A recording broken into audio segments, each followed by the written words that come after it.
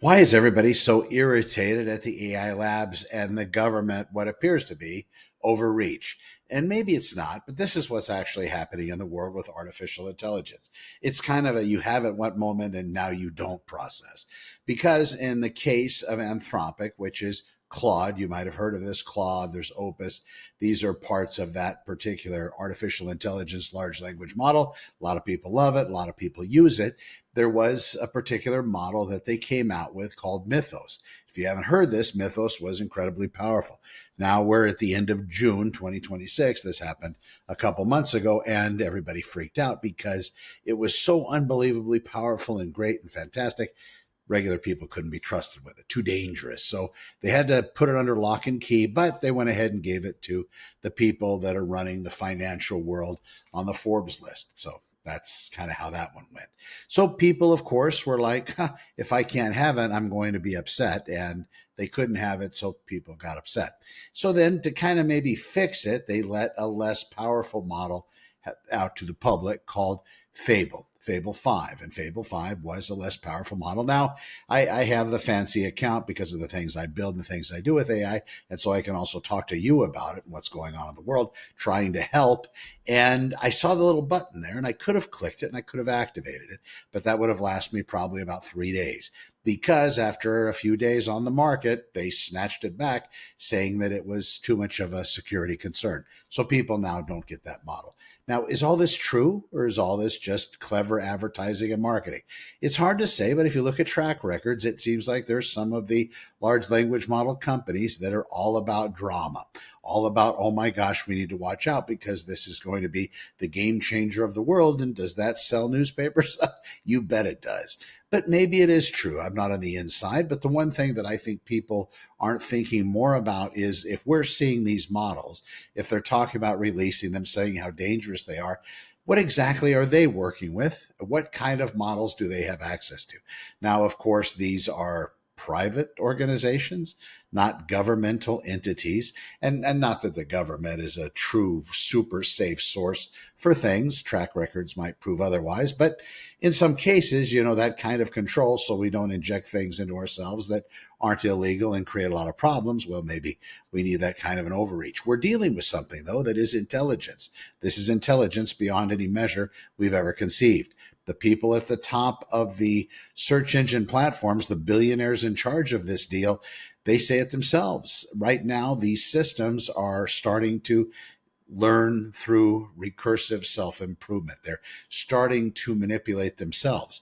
They're starting to teach themselves different things, and they're starting to better themselves by writing their own code.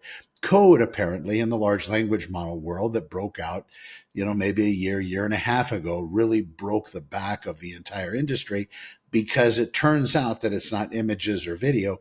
Code is that most important thing, at least for now.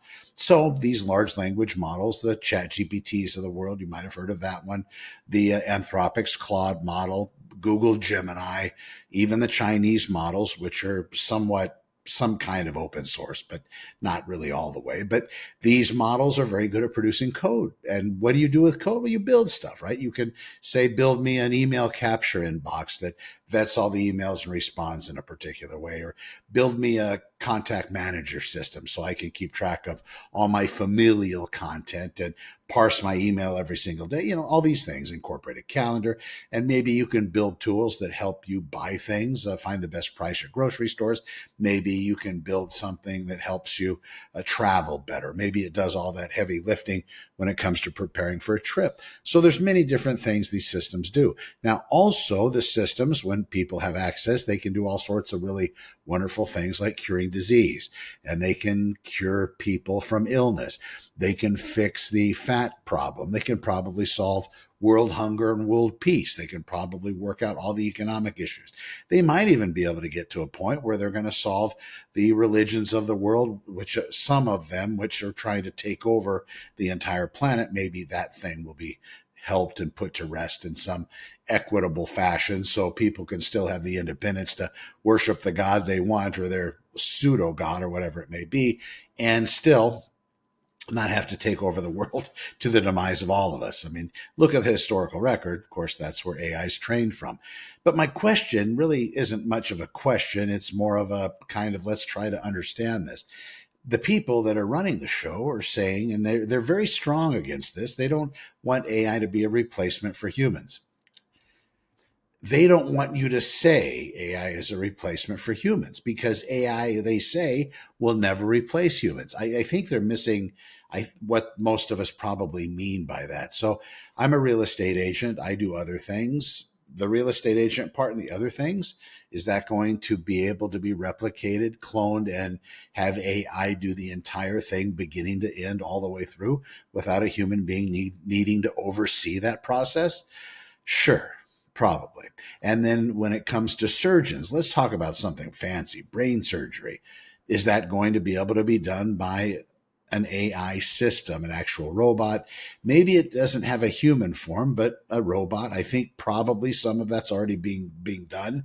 But are they going to be able to do the entire thing from inception and client care and talking about it and giving options to taking them and booking the surgery and getting the room and getting the other robotic staff involved? And maybe there's some kind of human overseeing element, but maybe those humans have very limited ability because of lawsuit issues, because the robot's been tried and tested and proven that it's 90 times better than a human being from making mistakes.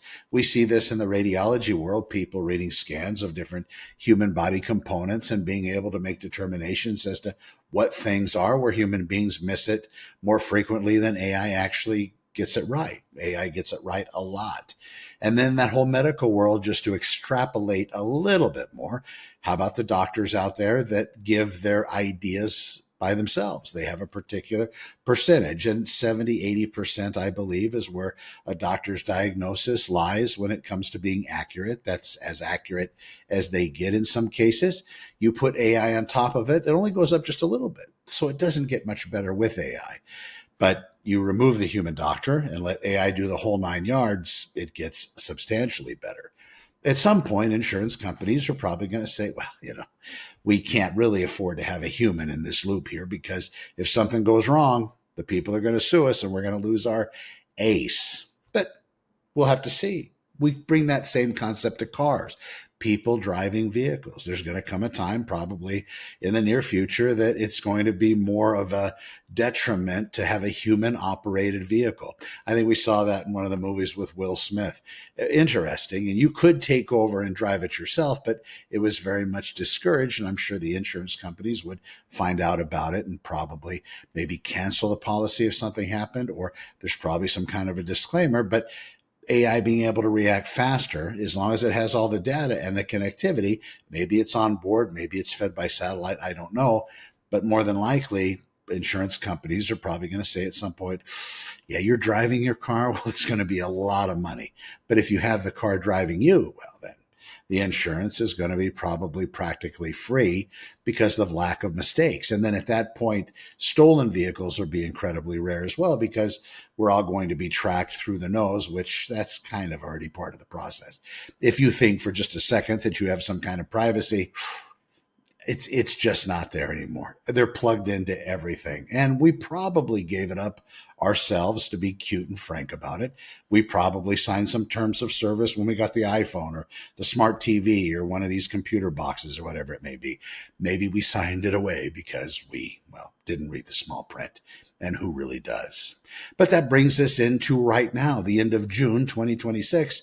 With all the arguing in the world, you have companies that say they're going to go on the public stock exchange, but then they say, you know what, maybe we don't, because we're so close to getting to this recursive self-improvement, a loop that is infinite in nature and will constantly be improving these systems beyond human capability. And it will continue to grow in intelligence, grow smarter, and thereby shrinking the things that it takes to be able to grow and get bigger and stronger. So maybe instead of all the data centers that have been purchased and all the chips that are sitting in warehouses without being able to be connected or put up, or whatever those other infrastructure type components are out there, maybe it's not going to be necessary. But the money's already there, so they can reallocate it to, I don't know, buying T-shirts or something else. but it's pretty good right now. I think one of the other arguments out there talking about making a general level of intelligence that will then, of course, get to super intelligence, which is an entirely different level. AGI, artificial general intelligence, is also an entirely different level. Before that, you have tools that might be good at playing games, maybe chess. That's a good example. Maybe the game of Go. Again, large language models that just play that game are very good at it. They don't have one that really does everything across the board. But you take that model and you train it on other things, like you take one and you point it at cancer research. You have it cure that. You have it cure longevity. You have it cure lifespan, which I guess is longevity. You have it cure the economic part of the world. You have it cure starvation. You have it cure the planet. You have these models that can do this right now. But unfortunately, we're still arguing about other things.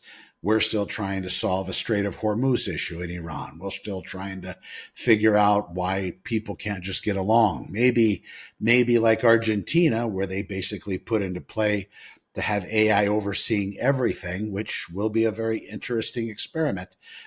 But given that kind of power, I don't know if that spreads out and then all of a sudden South America is all powered by AI, and then of course it doesn't have far to jump over Panama. Now the United States, yeah. So that's the issue. The people that get this first, whatever that may be, and I know there's a lot of argument about it. People are very happy saying that China is behind us, but I don't know how long that's going to last. When you have a country that doesn't worship the movie star, but worships the scientist, the innovator, the thought processor, I don't know who wins that battle. Now, of course, our movies are great and they're very entertaining and they make us all feel warm and fuzzy or any way that they want us to feel. But I don't know if that's the best alignment when you're talking about a super intelligence. And I'll mention this as well. They talk about it, super intelligence, artificial general intelligence. That's a horrible name because when you think artificial, at least me, I think that, well, artificial is fake. It's not as good as the original. So the original intelligence was human beings. We kind of broke out of however we got here, whether it was God, putting us together immediately in the Garden of Eden, or whether it was through evolution, or whatever your flavor happens to be. I'm not going to debate that, but there's real intelligence. We were the ones that put together this type of intelligence, at least to get it to start to grow. And then kind of took on a life of its own. That being the case, it's probably too late to shut it off. It's moving very quickly. One of the things that I think I think about is, where does this actually end?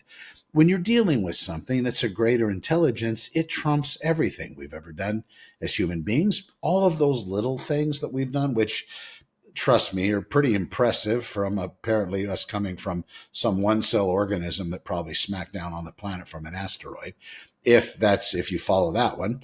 But from going to there to where we are to be able to building super intelligence, it's pretty remarkable.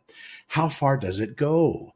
Because there comes a point where we're not going to see how anything is better than what exists because it's beyond our intellect to comprehend it.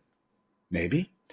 All of these models, they're all racing towards some finality, some end where they're the best on the planet. Well, I think, and whether it's going to want to or not, and I say it like it's conscious, that's the other thing. Maybe it will be at some point. Maybe it will be able to emulate and fake consciousness, but what are we going to care? Because to us, it's going to be the same.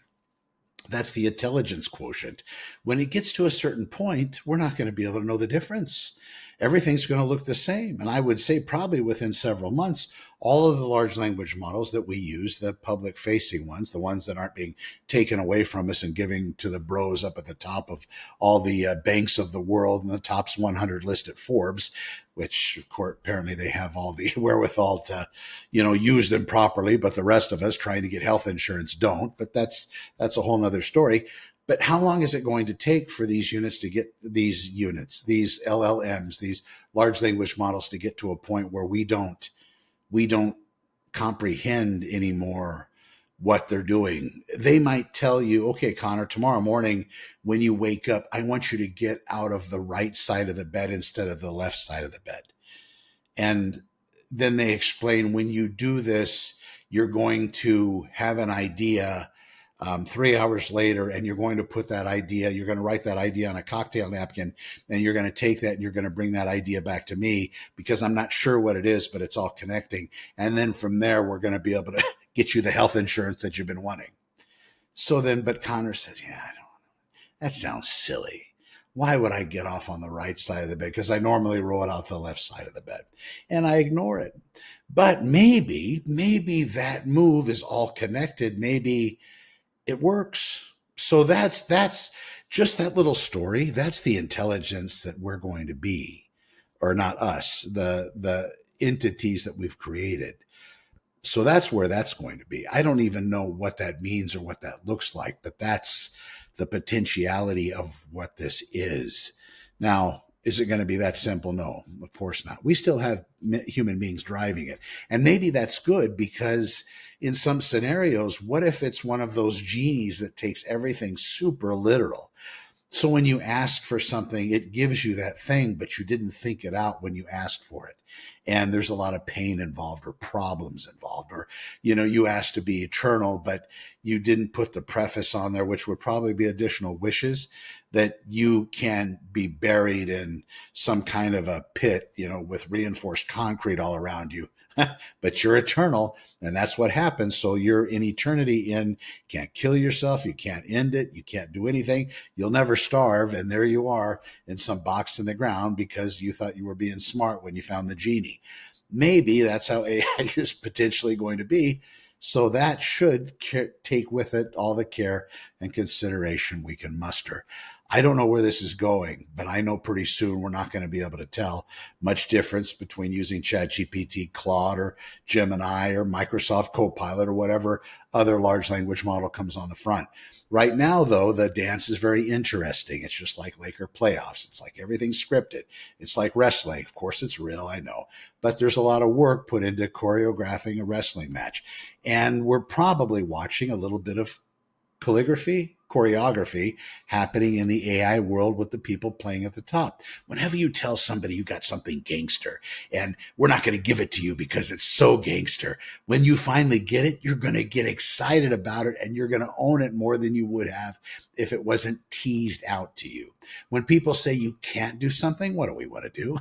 We want to do it. When people say you shouldn't do this, yeah, some of us say, I would really like to do that, even though you say it.